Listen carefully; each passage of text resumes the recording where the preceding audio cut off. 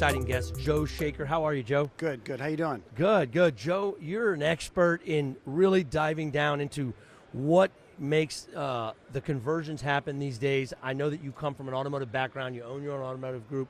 You're one of the rare people at NADA that have come into the tech space from being an automotive dealer, which is what I have found to be one of the strongest tech innovations that we've seen has come from inside of being a dealer. Yeah. Well, just in general, they say great entrepreneurs always have come up with answers based on frustration. And right? problems, that's right. Yeah, and problems that they've run into, and some of these weird inventions we've seen in our lives, how those got figured out was crazy. But I think that's what really helps being involved in automotive is we run into problems. And the first thing we did to start True Video originally was service. We had... that's right. Yeah, I know that you guys are really deep in that. Yeah, and we decided to go video first messaging platform versus really having texting and then try to lob video on top of that. And what we meant to do was, so let me tell you how we got there. So I ended up calling my best customers, and I was like, hey, what's going on? I saw video executions, but I wanted to know what the customer thinks. I always go to the customer. And what ended up happening was they had great answers. It was a really good review.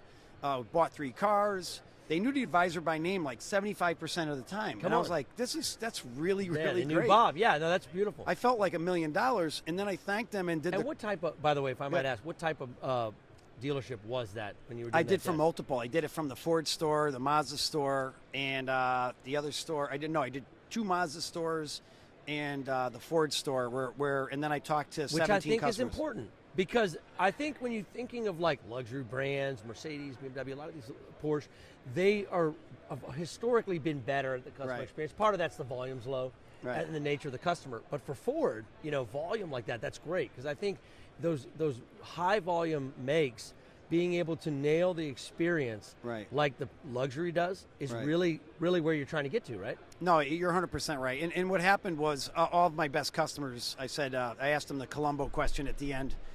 I said, did you ever have any doubts? Thanks for all the kind words. And everybody goes, no, you're always going to have doubts. And that was really the moment that changed everything for me. Wow. And then we started learning from all these experiences. We've got, 27 million or something conversations that have happened. Incredible. We do about 600,000 video views a month by customers. And so what happens is when you're a dealer and you're exposed to these things, and then when you're in 20 groups and you could ask other dealers their advice, you end up learning and then we started to realize things started flipping on on the way I saw the business. One instance is every time I'm buying software at NADA or something, everybody wants to explain to me your workflow. Yeah. And I just realized I never had any customer ever come up to me and say, damn, I had a great experience at your dealership the other day. The workflows were great. Or nobody ever... The workflows were great. Right. No one ever said, hey, car dealers it just suck. Works, yeah. Because your workflows are terrible. So we realized that 98% of communication, of a customer experience, is embedded in how well or how poorly you communicate. Absolutely. And we needed to focus on that. And that's where we started getting into messaging and marketing, messaging and sales and service, using video as well, because people don't want to read anyway. So a lot of messaging you can do includes executions like watching videos. It's incredible. You really were ahead of the CX movement. I mean, we've built a CXM, and everything is about customer experience. And what I'm realizing, and one of the reasons I loved your company, was that you're an early pioneer on a lot of that stuff, and you're starting to really see how we can come together.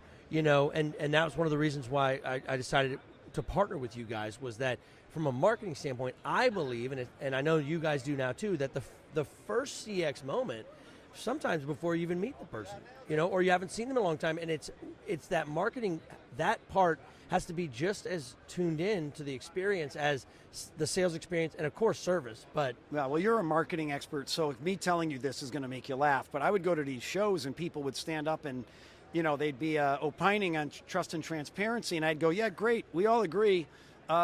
How do you get that done? Oh, no answer? Why am I listening to you? Right. So we did that in service. Then we started hearing meet the customer where they are, personalization, the right message at the right time. And we're like, all right, so we said we have to fix all this stuff? Yes. And where does the customer want to be communicated? So you can't just go out and buy a texting line and just blast your customers. That's right. No, it's got to be smarter than that. Because as a marketer, what you're doing is sending out a message and you're looking for the customer to engage. What better way to engage than to just text you right back? Yes. And to have a user interface back at the store where if it was a customer who was an equity mining message, Yep. because their car's value, like in this past era, everybody's cars are worth so much money, that message, if the customer engaged, which is our goal, it would go back to the equity mining person at the dealership where you're talking to someone real. If it's service, you haven't been in for a year, and we want to make sure your car's okay, whatever, click here or reach back to us on this line. That one goes back to the person that's in service. So it's really, and the customer's most used app on their phone is their text. Of course. So that's where they want to communicate with their favorite brands. I love it. You know, speaking of like innovation and CX, I know that you guys have been training your own AI for some time now, and I'm super excited about that. You know, everybody's talking about ChatGPT, and we're finally, I think what's happening is that ChatGPT is just showing us what was already out there, but you couldn't really see it as a like millions of end users, right? But so, you know, a chat's only as good as you train it, and you've been doing that for some time now, which is super exciting. I know you guys are releasing that in a month or so. No, yeah, we're using it now. It's operational. Gotcha. We've been showing it to OEMs and blowing their minds, and we've been going through with other partners. I love it. So you can't just use it. It requires not just learning, but understanding that you can't just go plug in an AI engine and it's going to work for all the stuff. You need to use multiple. We have like a little bit of a recipe on how we did it, and it's a mix and match. But it took a while to learn. And to get it right. Yeah, we also use AI and to not look ridiculous. I mean, that's the problem with a lot of the AI. It has to be accurate. It worse. But let me give you an example, because I believe I'm so sick of hearing data and analytics from people, and this next 10 years. You mean the words data and analytics? Yeah, because we have a ton of data and analytics. But I think the key thing you're going to find out, and everybody's eyebrows go up when you say this because they agree, it's that the next 10 years are going to be insights. How do we draw insights? And then when you look at the what you just talked about, which was this AI, you know, that's great, and everybody talks about that in the news of late. But how does that work realistically in a business to achieve goals like better communication? How do customers feel? And I'll give you an example.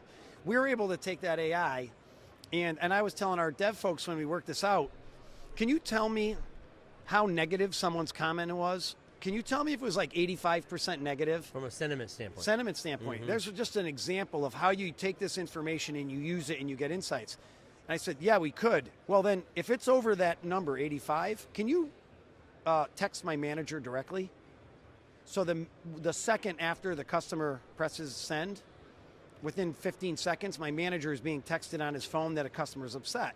So now, the 85. So the high score is bad. That means they're hot. So how do you relate that, Joe, in your experience as a dealer? Well, if I was standing in the service area and I saw a customer's tone of voice was a little high and their body language was off, as a dealer, you walk right up and you go, hey, what's going on? Let's see if we can take care of it. Great customer, great business, but we had a miscommunication or something. We want to address it real time right now. How do you do that? Same old good, and by the way, the customer that you help overcome a problem, they build a level of faith and trust in you because they saw how you handled the adversity. Those 85s are actually, it's interesting opportunities. It's interesting that you win higher score with the problems because those are your best opportunities. You've proven yourself to those people effectually, right? So that's interesting. So there's an example of how we can do it. And you take the old school, I can't be next to everybody, but I don't care about a survey 4 days later as a dealer. They've already told everybody that we were terrible. They didn't give us a chance to fix it. I probably got a bad review. And if we had known that second, I could have addressed it right on the spot and made the customer happy. So these are ways that you can use these technologies to really better serve the customer, the business, the brand, and every part of it. And that's where we're connecting the dots. I love it. Well, you know, as far as the show goes, how have you felt? Do you feel like there's a good buzz this year? Have you seen anything new and exciting other than what you're working on that was piqued your interest? Yeah, I'm trying to figure out what stuff is people saying we're going to solve all your problems, and then how people react. I like a business like ours, and there's others here that are iterative, right? So like a partnership like ours, if you're working in that partnership and you're doing this, you go, you know, we're seeing customers are reacting this way or that way. Yeah. You never go into a thing and say, we're a solution that solves all your problems. That's like, I'm the government and I can help kind of comment, right? You're like, no thanks. You know what I mean? Exactly. Yeah. So and of course I like that too, because when you're in a business like the one I'm in, I'm having to aggregate hundreds of different data points from so many different scenarios and then push out to other companies. There's so much processing happening, right? And that's really the business we're in. And so I love the endpoints. Like you guys you're not, I don't know that you're an endpoint per se, but for me you're an endpoint in the fact that like I'm going to plug it into this. I'm going to use that channel, you know, which for me is it's text and video. You know, it's text to get it there, but the video hook. Right. You know, one of the things that I think is important right now is this whole concept of acquisition. I love what you guys have come up with, where you can send a one-to-one message. You know, and this is something I'm excited about plugging into our CXM, because I think it's something that's going to just take off. And tell me about that. Is it basically like they get a message? You're talking about vehicle acquisition? Yeah, like what makes yours so unique? And are consumers actually doing it? Are they taking the videos? Yeah. Well, we wanted to solve a problem, right? So we saw during COVID that 70+% of customers that sent you a picture or video of their car for a trade-in bought, right? Wow. So we talk about, again, meet the customer on their terms, engage the customer. We're back at the marketing thing, listening to the talking heads.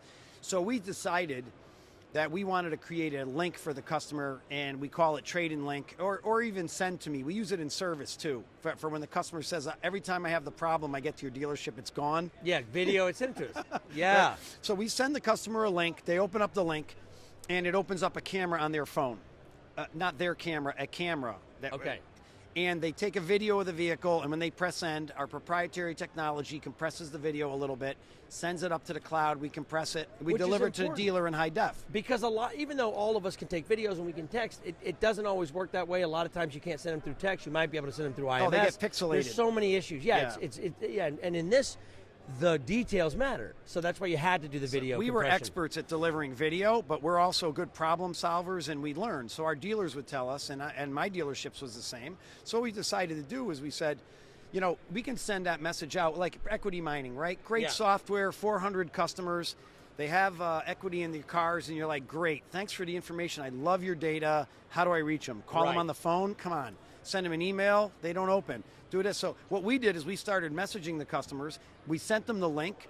The customer gets engaged, takes a video of their car, and we're able to appraise the car and pretty accurately, where the customer, people forget there's verbatim on video too, right? It's not just the video. People are talking about it, pointing things out. That's all helpful. The most important part isn't the high-def video. It's not being able to appraise the car.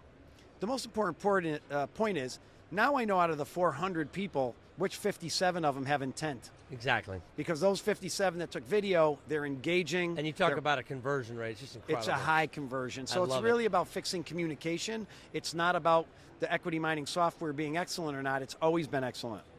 Oh, I love it.